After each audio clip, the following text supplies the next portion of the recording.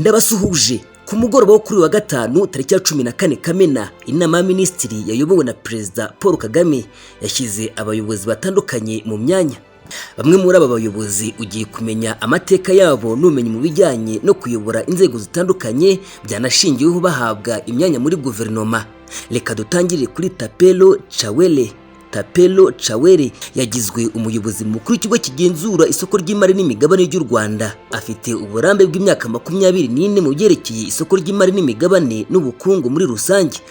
Uyu mugabo kandi afite impamyabumenyi y'icyiciro cya kabiri cya kaminuza mu by'ubumenyi rusange. Yanize iby'ubukungu muri kaminuza ya Botswana.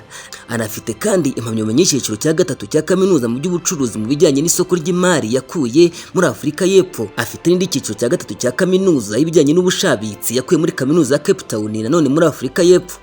Uyu mugabo yaramaze imyaka 8 ari umuyobozi mukuru w'isoko ry'imari n'imigabane rya Botswana, ndetse yanakoze muri imwe mu myanya ikomeye muri banki nkuru ya Botswana. Ari mu bagize ikigo cya Afurika y'Epfo giteza imbere ubunyamwuga bukora mu by'imari. Yize amasomo atandukanye ajyanye no ku isoko ry'imari n'imigabane ndetse n'imiyoborere igamije iterambere. Undi wahawe umwanya muri guverinoma yitwa Alice Uwase. Yagizwe umuyobozi mukuru wungirije w'ikigo gishinzwe mine, peteroli na gaze mu Rwanda RMB. Uwase yari asanzwe ari umuyobozi w'ishami rishinzwe ubushakashatsi bw'ahari gaze, mine na peteroli muri Rwanda Mining Board RMB. Mbere yo kwinjira muri RMB yari umuyobozi ushinzwe ubucukuzi n'ubucuruzi bwa zahabu mu kigo Ngari Mining. Alice Uwase yongera kuri Stella Kabahire. Stella Kabahire yagizwe umuyobozi mukuru ushinzwe ibikorwa by'umujyi wa Kigali, City Manager, asimbuye Julian Rugaza wari usanzwe muri uyu mwanya. Kabahire yarashinzwe imari n'ubutegetsi mu kigo gikora ubushakashatsi kuri politike za leta IPARI Rwanda. Hari kandi Fabrice Barisanga.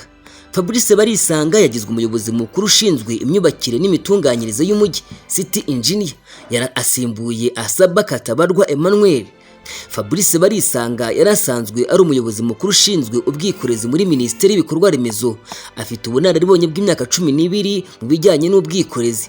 Yakoze imirimo itandukanye aho yigishije mu bigo bitandukanye ibijyanye n'ubwikorezi, anakorera ibigo byigenga n'imiryango itegamiye kuri leta. Yabaye umuyobozi ushinzwe igenamigambi n'ubushakashatsi mu kigo gishinzwe ubwikorezi RTDA. Afite impamyabumenyi y'icyiciro cya gatatu cya kaminuza mu bijyanye n'ubwikorezi yakuye muri kaminuza Stellenbosch muri Afurika y'Epfo. Emma Claudine Ntirenganya ni umunyamakuru nawe uzwi na benshi, yahawe umwanya na guverinoma. Emma Claudine Ntirenganya yagizwe umuyobozi mukuru ushinzwe itumanaho n'uburezi mu mujyi wa Kigali. Yari asanzwe ari inzobere mu by'itumanaho, communication analyst mu biro by'umuvugizi wa guverinoma. Emma Claudine azwi cyane mu itangazamakuru aho yakoze kuri radio zirimo Salus mu biganiro byibandaga ku muryango, cyane cyane kizwi n'ikiswe Imenye Nawe. Hari kandi Bernabe Bayasese. Bernabe Bayasese wagizwe umuyobozi nshingwabikorwa w'akarere ka Gasabo asimbuye umwari Pauline wari muri uwo mwanya. Bayasese yarasanzwe ari umukozi w'umuryango utegamiye kuri leta witwa Black International, by'umwihariko mu bijyanye n'imishinga igamije kuzamura imibereho myiza y'abaturage.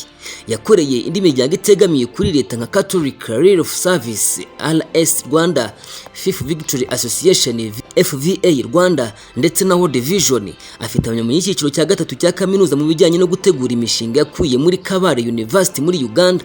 Alexis Ingangare yagizwe umuyobozi nshingwabikorwa w'akarere ka Nyarugenge asimbuye Ngabonziza Emmy.